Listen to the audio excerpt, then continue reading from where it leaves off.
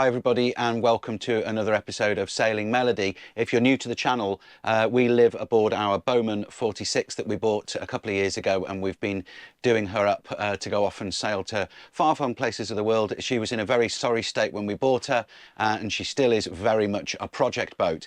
Last week I was tackling the water tanks under these seats.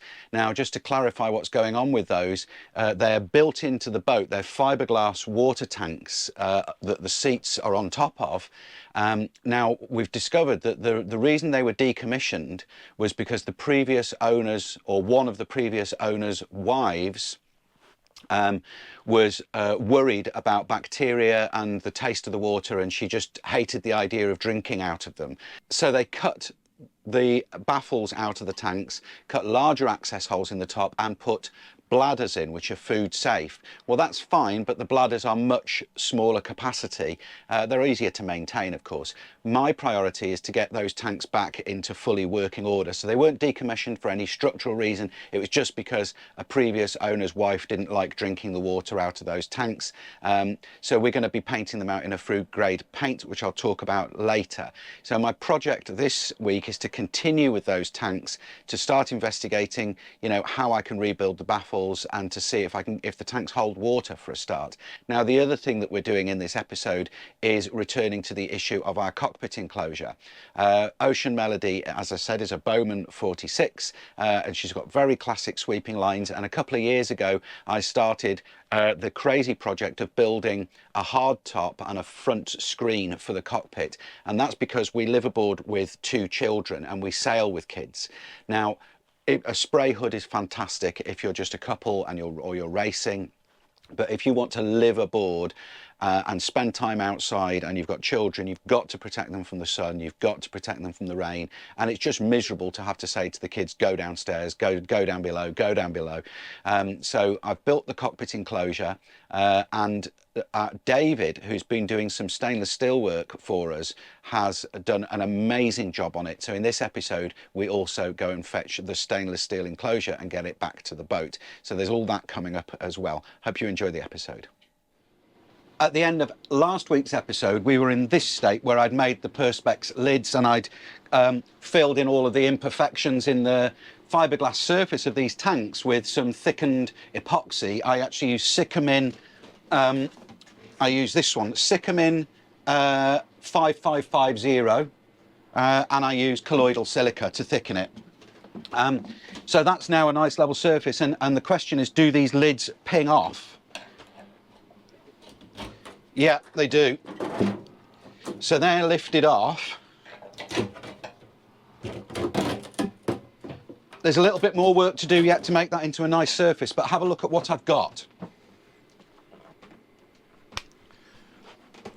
Here's the surface I've got to work with, you see. Because of kind of putting the plastic on top, there's a little bit left, but you see how the epoxy doesn't really stick to the plastic sheet, which is great. But I can finish this off, fill a few more little bits, but this now is all the same level. So it means I can now put a rubber seal or a Sikaflex sealant or something onto there, same on this side, and create those lids. I'm also going to paint the inside of the tanks out. Now, it's important to use a food grade paint.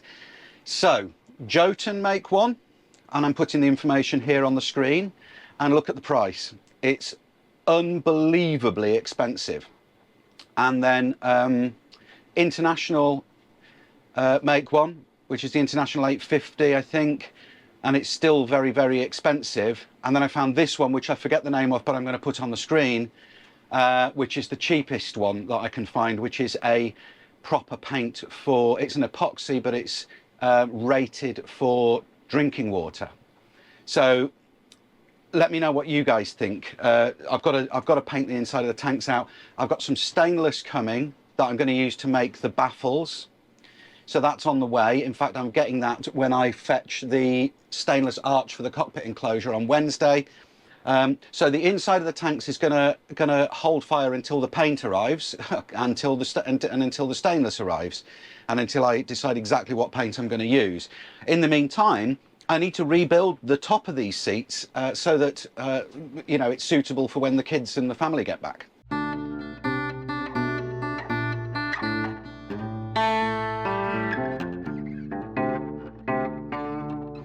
While you're watching me fiddle around with this tank, I just want to say a huge thank you to our patrons who are on the screen now. If you're not sure how Patreon works, it's just like the old days when you joined the Beano or Dandy Club. They'd send you the comic a few days early or a week early than it was on the shelves, and you get a few extra things like a Nasher badge or some bits and pieces which were only for club members. So if you'd basically like to join the Team Sailing Melody Club, you can pop over to patreon.com/Sailing Melody and join up. And you can decide how much you want to put towards it, starting at $2 per month. Currently YouTube makes up about 40% of our income and Patreon makes up the other 60%. So it's a huge help to us when people join, and it's important to say a big thank you to everybody on the screen now who have already joined.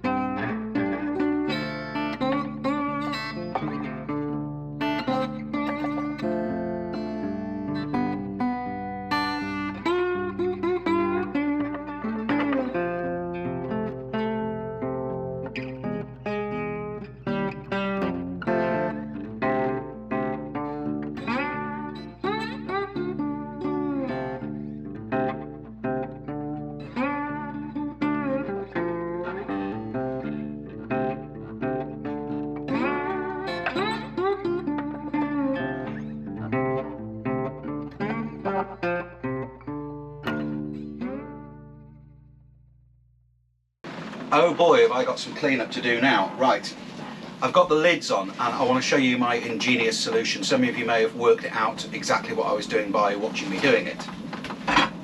Come and have a look. So,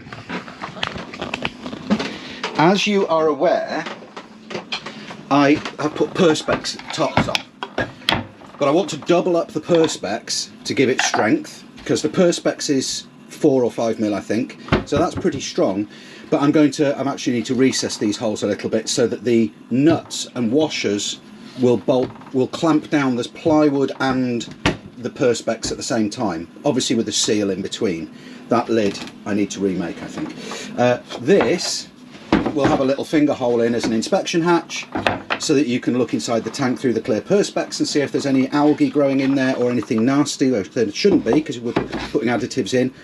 This all needs sanding and routing and what have you, so I'm making this, as you've seen, on my lap, in the boat, in the saloon.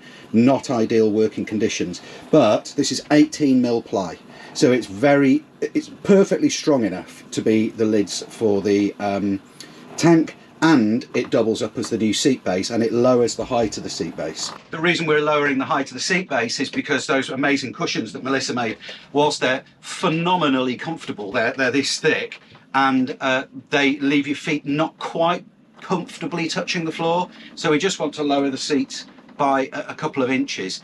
And I'm not going to put a seat front on for a little while, because we want to just live with this for a bit and see if we like the height. If we don't like the height, I can easily raise this just by putting back some you know, some stringers or some chocks underneath to raise the seat base up. So I'm just going to leave that. I'm going to give the whole place a really good clean, bring the cushion through, put everything back together, and then we'll live with it like that for a couple of weeks and compare the starboard side, which hasn't been lowered, with the port side, which has, and see which we prefer. Good morning, everybody. It is 5:30 in the morning, and I'm off to get a train. No, I'm off to get a bus to Weymouth, to get a train to Taunton to meet Mike.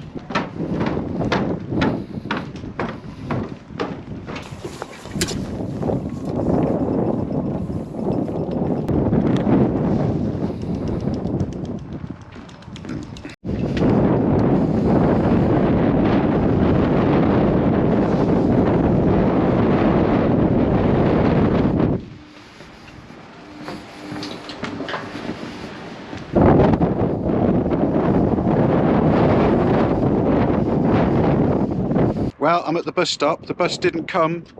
No sign of a bus. So I've ordered a taxi, which is a bit pricey, but I've got to get this train because I've got to meet Mike. So Mike lives in, well, further down the coast in Dartmouth, and he's, rather than him come from Dartmouth to Portland to pick me up, I'm getting the train to Taunton, and then he's going to pick me up in Taunton and I'm going to hop on with him then, and we'll go up to Manchester.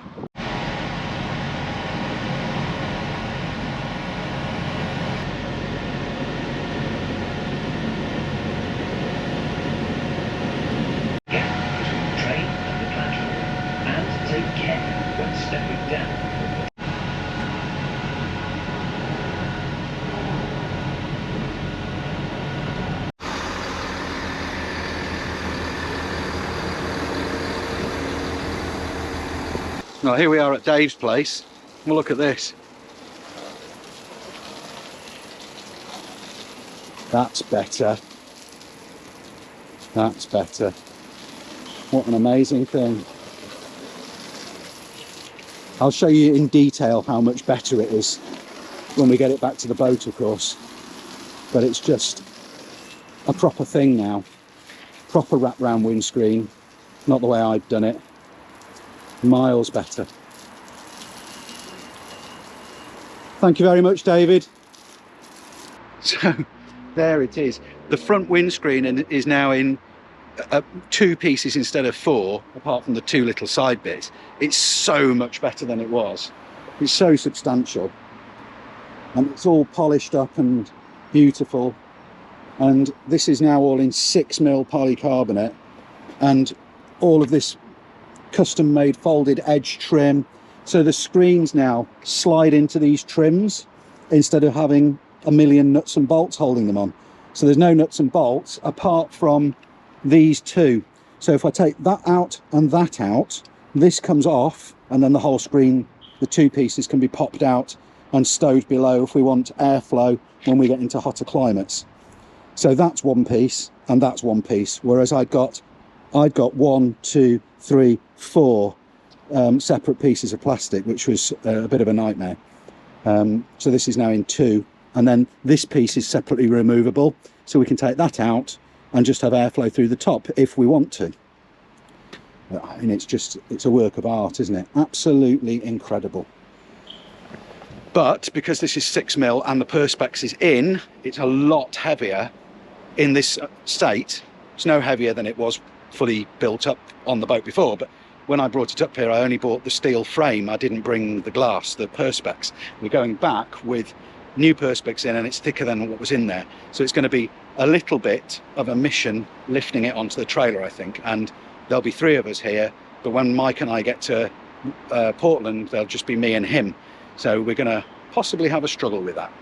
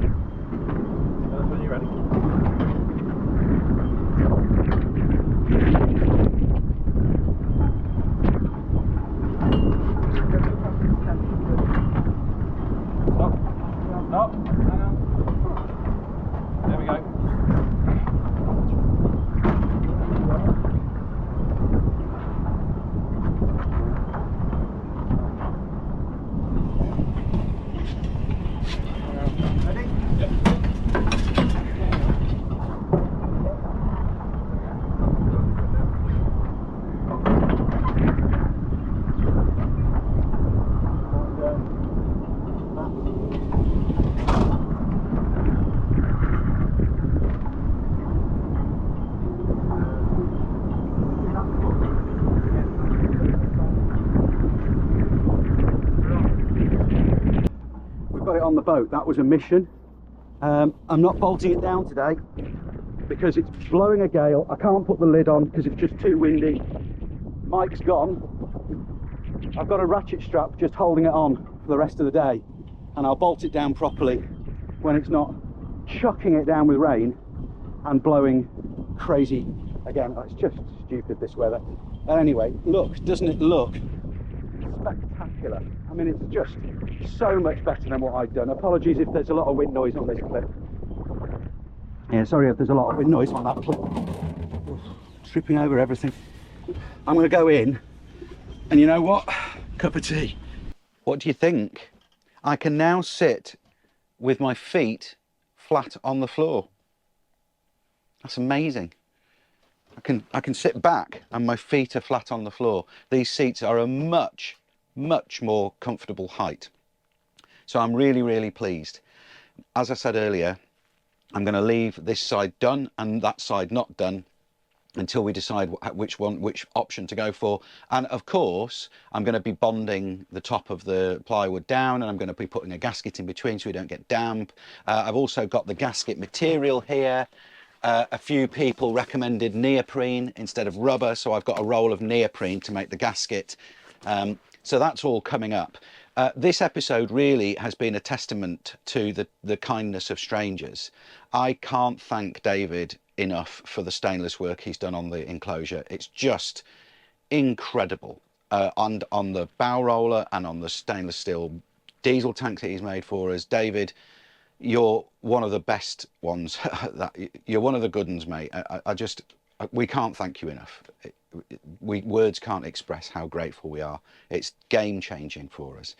And to Mike as well. Mike went out of his way to come from Dartmouth, and drove me up to take the frame all the way to Manchester, which is hundreds of miles. It's hundreds of miles, and then back, and then again to go and fetch it and back. So it's just blown away by people's kindness, and of course everybody else that's helped along the way with the cockpit enclosure, Andy Darlington and Nigel and Ben, and there's somebody else that sent us something that I want to show you before we finish the episode.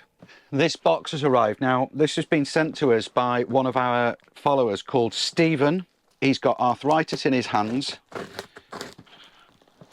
and he asked us for the measurements of our kitchen cupboards, because he wanted to make something for us for our kitchen cupboards. And the idea that this gentleman has worked through the pain of his arthritis to make us a gift is just, it brings tears to your eyes, doesn't it? Let's have a look at what's in here. The note says, "Dear Ocean Melody crew, please find enclosed some bits for your galley. I hope you find them to be fit for purpose. Wash them as normal, but do not soak them in water. I have supplied a tin of homemade polish in a reused tin. It's beeswax, carnauba wax and linseed oil. Apply every month or so just to keep the wood supple. It will lose its shine and gain its own patina after time. The cereal bowls and plates are ash, and the large bowl is spalted beech, while the implements are fresh beech. Enjoy. Best regards, Stephen. P.S. I am a hobby turner and don't do repetition very well, so they are not perfect copies, sorry." Oh my goodness. Look at this.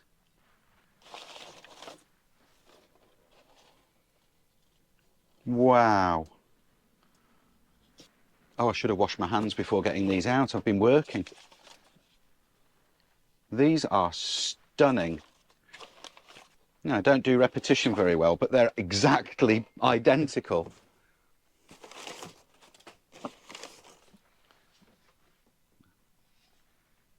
That is incredible.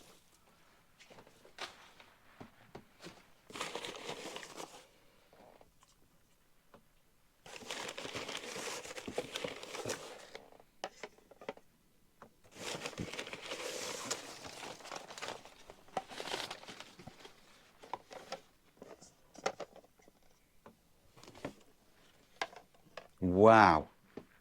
Look at that. That is absolutely the most beautiful thing. Blown away.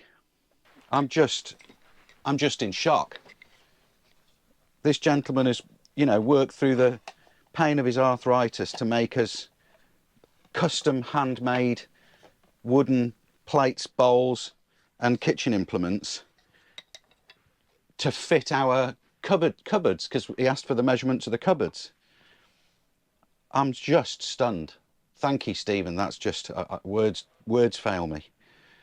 So thank you, Stephen. Thank you, David. Thank you, Mike. Thank you, Andy. Thank you to so many people, and thank you to you for watching and keeping this channel going. It's the kindness of strangers that keeps this channel moving and keeps our life moving. It's thanks to people like yourselves watching the videos, people like our patrons who support us, people like Stephen and David who help us in so many practical ways.